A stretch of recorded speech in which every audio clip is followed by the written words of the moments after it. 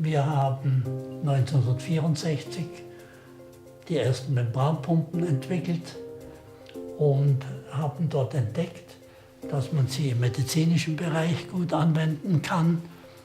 Und wir haben gesehen, dass sie ölfrei arbeiten, also viele Vorteile. Und haben in Deutschland versucht, den medizintechnischen Markt damit zu bedienen.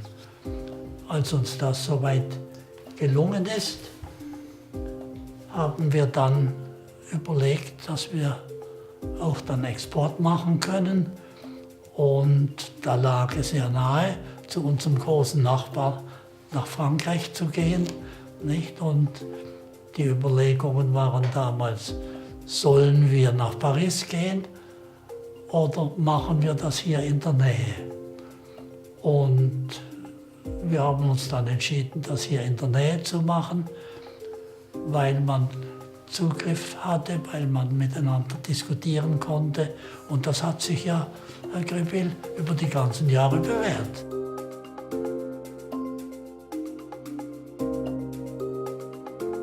Die ersten Monate waren sehr interessant und eigentlich ein bisschen abenteuerlich.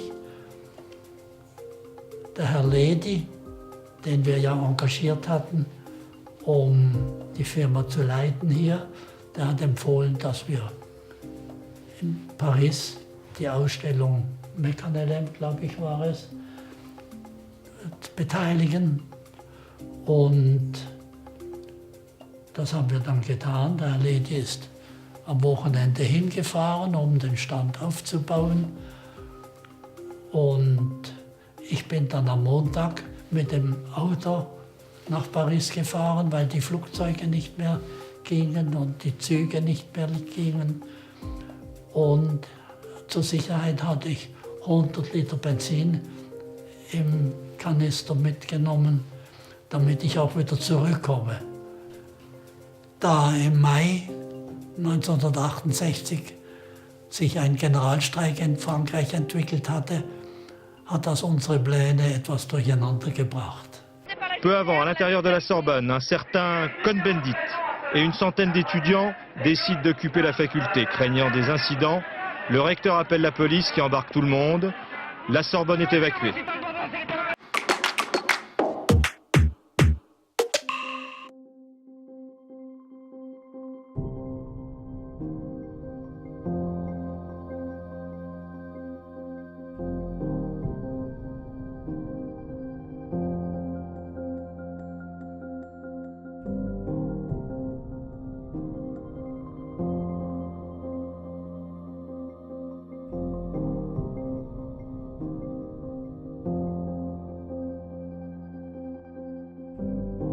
Wir hatten die Motoren bisher gekauft von einem Produzenten.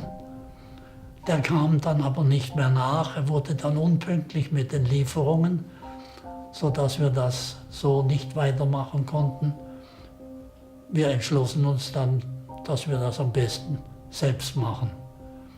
Und Herr Ledy hat dann einen Motorenwickel-Spezialisten eingestellt und der hat dann unsere Produktion, wie wir sie hatten, soweit angeschaut und darauf haben wir dann eine eigene Produktion von Elektromotoren aufgebaut.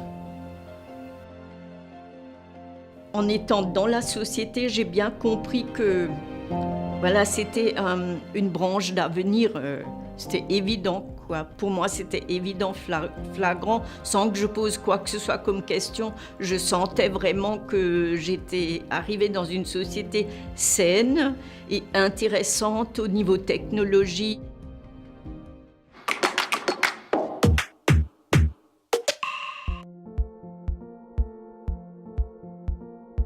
Une quinzaine de personnes, hein. Aujourd'hui nous sommes combien, 60 ou 65, donc c'était beaucoup plus petit. Et puis je m'occupais effectivement de également la transformation des pompes, je m'occupais également du stockage, je m'occupais des commandes internes, des modifications. C'était pas du tout la même façon de travailler, hein. Le sol, c'était pas de la résine, c'était du béton brut. Et on n'avait pas de réfectoire pour manger. Donc l'évolution est grandiose quand même. Donc quand je suis arrivé chez KNF, c'était beaucoup plus petit qu'aujourd'hui. L'atelier faisait à peu près la moitié d'aujourd'hui. Et nous étions environ 25 personnes, avec une quinzaine, vingtaine de personnes dans la fabrication, quoi.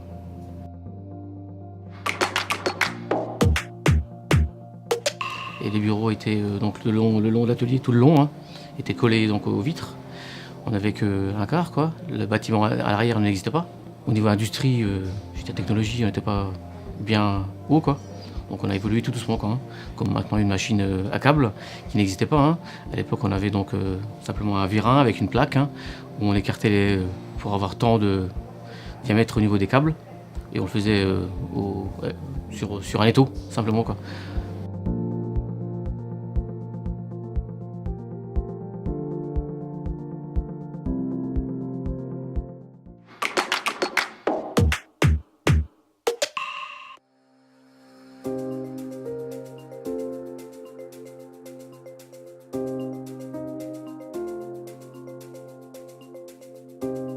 L'évolution était progressive, elle n'était pas brutale, donc ça s'est fait petit à petit. Il n'y avait pas des recrutements importants. C'était au fur et à mesure, au fil du temps.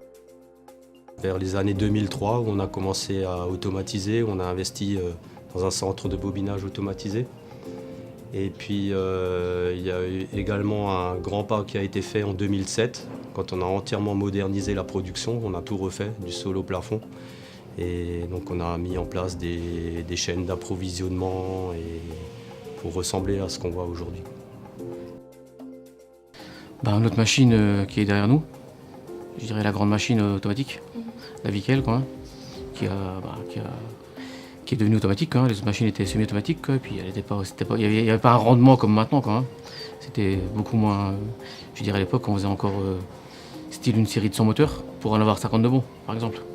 Et bon, la machine a fait l'évolution de tout, à la cadence et tout, quoi, hein. C'est une grande évolution, quoi.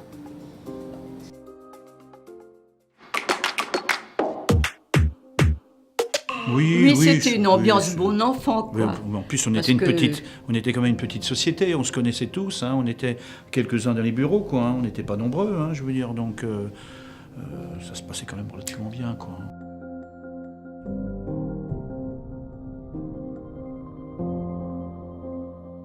L'agrandissement plusieurs fois de l'ancien bâtiment et après le rajout de nouveaux bâtiments.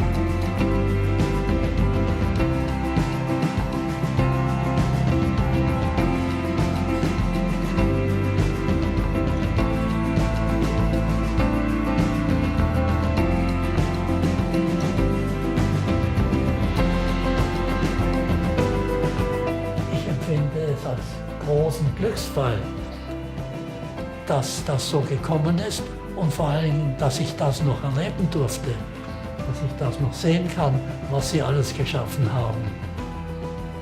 Das ist wirklich eine große Freude für mich persönlich und Sie sehen ja für die Firma auch. Und die Zusammenarbeit mit Herrn Ledi und mit seinen Nachfolgern und auch mit den Mitarbeitern war schon ein Erlebnis. Ich möchte mich bei allen Mitarbeitern von KNF France ganz herzlich bedanken für ihren unermüdlichen Einsatz in den letzten 50 Jahren. Herzlichen Dank.